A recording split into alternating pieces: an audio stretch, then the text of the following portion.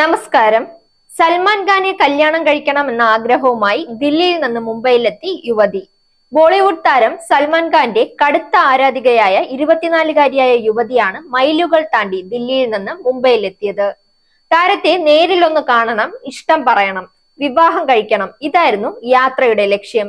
അങ്ങനെയാണ് താരത്തെ കാണാനായി പൻവലിയിലെ ഫാം ഹൗസിലെത്തി പുറത്ത് ബഹളം സൃഷ്ടിച്ചത്.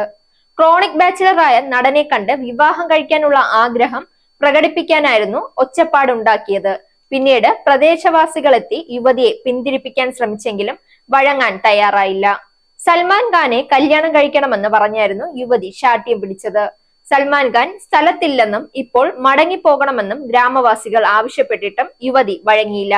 സൽമാൻ ഖാനെ കാണണമെന്നും തന്റെ ഇഷ്ടം അറിയിച്ച ശേഷം മടങ്ങാമെന്നുമായിരുന്നു നിലപാട്. തുടർന്നാണ് ഗ്രാമവാസികൾ പോലീസിന്റെ സഹായം തേടിയത്. പോലീസ് എത്തിയാണ് യുവതിയെ വിശദമായി ചോദ്യം ചെയ്തത്. യുവതിയുടെ മാനസിക വിഭ്രാന്തി മനസ്സിലാക്കിയ പോലീസ് തൽക്കാലം കൗൺസിലിംഗിനായി ന്യൂ പൻവേൽ ആസ്ഥാനമായുള്ള മലയാളി സന്നദ്ധ സംഘടനയായ സീൽ ആശ്രമത്തിൽ എത്തിക്കുകയായിരുന്നു. സൽമാൻ ഖാന്റെ സ്ക്രീൻ ഇമേജിനോട് അടങ്ങാത്ത പ്രണയത്തിലായിരുന്ന യുവതി കടുംപിടുത്തത്തിൽ തന്നെയായിരുന്നു. അങ്ങനെയാണ് സീൽ സന്നദ്ധ പ്രവർത്തകർ യുവതിയെ മാനസിക ചികിത്സയ്ക്കായി കലംബോലിയിലെ MGM ആശുപത്രിയിൽ പ്രവേശിപ്പിച്ചത്. 8 ദിവസത്തെ ചികിത്സയ്ക്ക് ശേഷം യുവതിയുടെ മാനസികാരോഗ്യ നില സാധാരണ നിലയിലായി. ഡൽഹിയിലെ വീട്ടിലേക്ക് മടങ്ങാനും യുവതി തയ്യാറായി.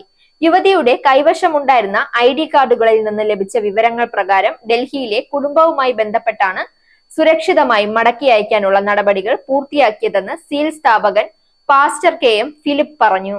തുടർന്നാണ് ആശങ്കയിലായിരുന്ന അമ്മയും ബന്ധുക്കളും യുവതിയെ കൂട്ടിക്കൊണ്ടുപോകാനായി ഡൽഹിയിൽ നിന്ന് സീൽ ആശ്രമത്തിലെത്തിയത്. കുട്ടിക്കാലം മുതൽ സൽമാൻ ഖാന്റെ വലിയ ഫാനായിരുന്നുവെന്നാണ് ബന്ധുക്കൾ പറയുന്നത്. രണ്ടാമതൊന്ന് ആലോചിക്കാതെ എടുത്തുചാടി മുംബൈയിലേക്ക് പുറപ്പെട്ടത് തെറ്റായി പോയെന്ന് പറഞ്ഞു.